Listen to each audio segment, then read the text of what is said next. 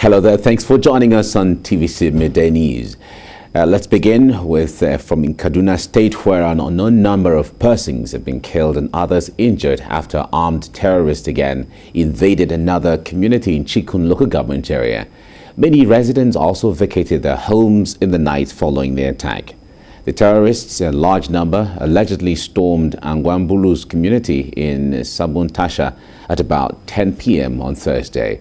Although the Kaduna police is yet to confirm the incident, it was gathered that the terrorists opened fire at residents of the community. The latest attack is coming 4 days after armed terrorists bombed a Kaduna-bound train, killing at least 8 people. I got a call around 11:30 that the bandits are in this community. So I was here yesterday around 12:45 together with the police, and we have not been able to get the actual people that died and the people they picked. It was this morning we were here to get the numbers of people that are kidnapped and killed.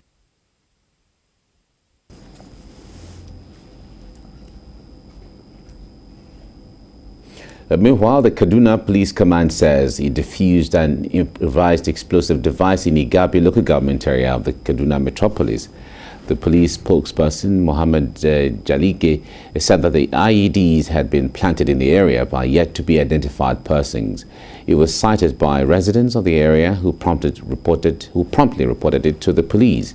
The Command Explosive Ordnances Department, on receiving the report, swung into action and successfully defused the IED without any loss of lives or property.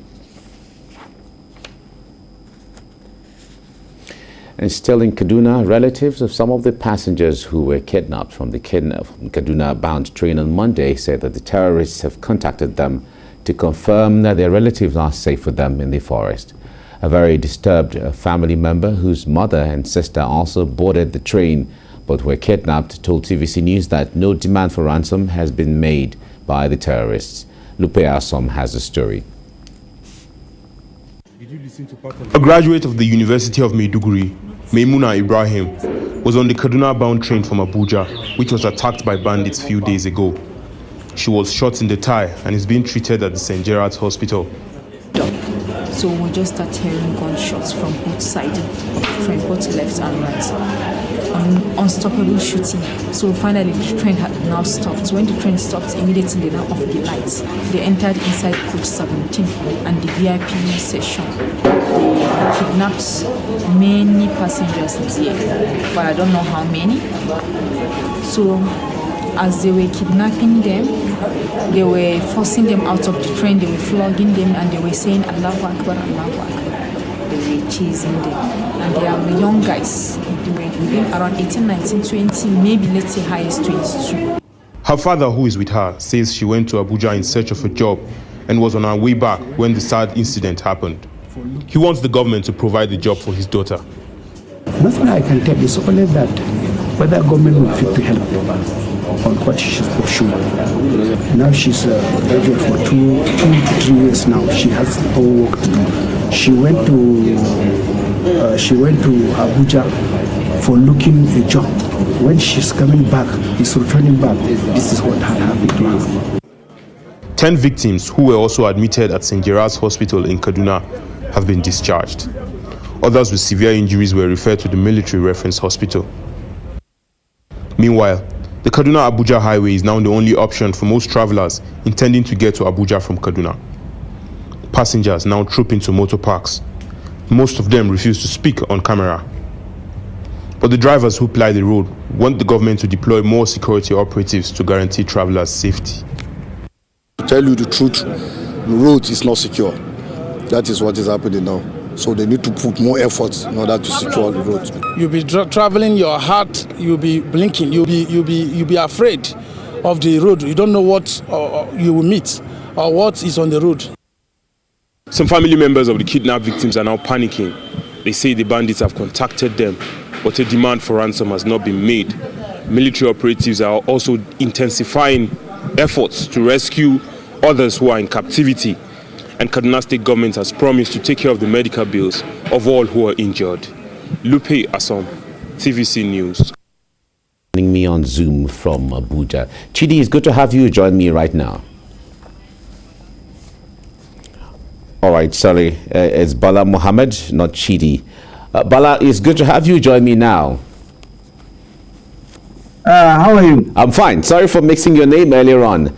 Now, it's obvious that we have, all right, it's obvious we have crisis in our hands. And at this point where you get daily reports of attacks, daily reports of sometimes kidnapping, daily report of harassment and all of that, it seems it's leading to information fatigue or overload, where the impact and the effect of hearing that one person was kidnapped and someone would say, okay, it's just one person or something.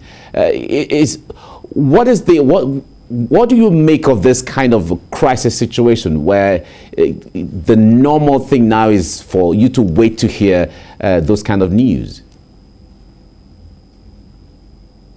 Yeah, you see, in other similar fora, we've been talking about the insecurity, the methodology, tactics, and of their attacks.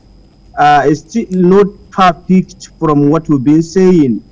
You see, it is good for the government and other security stakeholders to understand the intricacies and the implication of this rampant security attacks in almost all the northern states in Nigeria. What we are saying and what we are trying to look into is what you call risk security assessment. Then after which, then you go on with the content analysis. But before you go into, you also need to identify and need to know what exactly is behind this. We have two major categories of groups that are aiding this insecurity. But before this, analyzing the two major categories, it is also important if we can also understand the categorization and classification of these banditry activities. First of all, we have the conflict entrepreneurs. And these conflict entrepreneurs is a composition and conglomeration of people from all walks of life, including the security agencies, including the traditional rulers, including the religious leaders, including the youths and women groups. We also have the interest of the international community, which is the second aspect. And this interest of the international community naturally is what we term as disaster capitalism. There is no way peace will be restored in African countries with abundance of resources like Nigeria. So they give money to instigate crisis. In return, they give out their weaponry for sale to those crisis states. The last category, which is small in nature, is a miscellaneous group. Those who are hijacking the activities of the banditry, but they are not bandits, so to say. But they kidnap, they go into houses, kidnap, kill, and maim, even raping. But they are not terrorists. So let's go back to the issue that I mentioned, the state actors and non-state actors. These state actors also are embedded in the three categories I mentioned: the conflict entrepreneurs, the interests of the international community, and the miscellaneous. The state actors here composed of people holding offices, because this is very lucrative venture. There is no way. Some of them are connected with outside world, and some of them are internally connected. Then we have the non-state actors, those people that if they mention their names as part of those groups that were involved in this menace, you won't believe it, because they are sent in the community. They are not even seen partaking in the political affairs of this country. So what we are saying and what we've been propagating and what we are trying to also portray to the government to understand is for the government now. If you go down to Kaduna, for example, Kaduna area, Binnungwari area, you cannot identify specific area of these bandits. They use what they call, what we call hit and run tactics. You cannot get them in a particular place. So the earlier they now synergize between the state governors affecting states, the security agencies partaking in this fight, the better for them. Because if you go down now, they attack and run to bushes not only within the suzerainty of Kaduna, but they also go on to other states at that particular time. So it is for the government now to do the risk assessment and the content analysis. Okay. If they do the risk assessment, they will be able to identify the exact location of these people. And the irony of these attacks and the irony of non-challenge attitude from the security agencies is that you don't allow your enemy to strike before you strike. All right. You strike first and keep him busy. Okay. That will also make him not to be able to have enough time for him to attack. All right, we have to leave you here now. Bala Mohammed, thank you so much for talking to us, your security analyst, joining us to make sense of some of the challenges we have in here. Bala Mohammed, thank you very much for your time.